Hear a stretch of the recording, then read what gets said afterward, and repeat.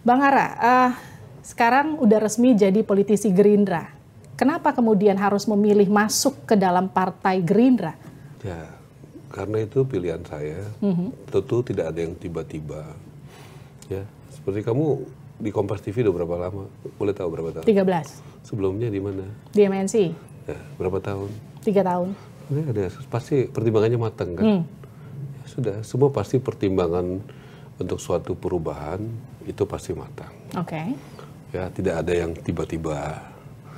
Ya, tentu kalau sudah saya sampaikan secara terbuka, saya pamit ke PD Perjuangan tanggal 15 Januari tahun 2024.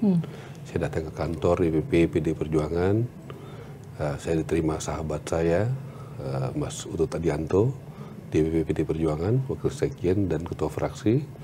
Ya, saya pamit dan saya berterima kasih kepada Ibu Mega, Ketua Umum, yang selama ini sudah memberikan kesempatan saya untuk berbakti ya di PD Perjuangan. Dan saya memilih mengikuti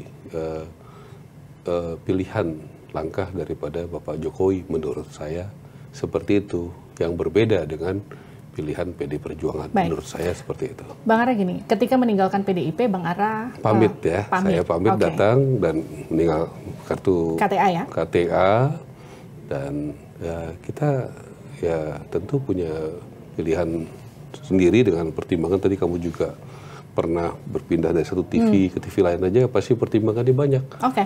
Ya, gini. Apalagi pertimbangan untuk pindah dari partai yang kebetulan bapak saya Pak Sabam Sirait adalah deklaratornya, pendiri tahun 73. 25 tahun Bang Ara di PDIP, yang kemudian jadi pertanyaan, Bang Ara mengikuti Pak Jokowi untuk keluar dari PDIP, kalau itu pamit. Yes.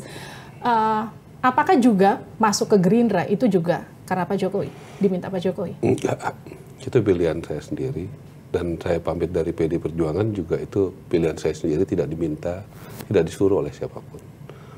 Dan saya juga mendukung Pak Prabowo dan Mas Gibran, juga itu tentunya saya melihat kalau kita sudah dekat, ya, dan saya selama ini merasakan yang menjalankan ajaran Bung Karno dengan benar, bukan hanya pidato, bukan hanya omon-omon, adalah Pak Jokowi. Buktinya apa? Kan kamu pasti tanya buktinya kan? Langsung saya jawab aja. Bung Karno ya mengajarkan tahun 55 membuat gerakan non-blok. Karena ada blok Eropa dulu dan Eropa Barat, Amerika itu NATO ya, dipimpin Amerika. Blok Timur itu dipimpin oleh Uni Soviet. Ada China, ada Korea Utara dan lain sebagainya. Bung Karno tahun 55 di Gedung Asia Afrika, udah pernah kan di Gedung Asia Afrika di Bandung, nah itu membuat gerakan non-blok supaya negara-negara Asia dan Afrika itu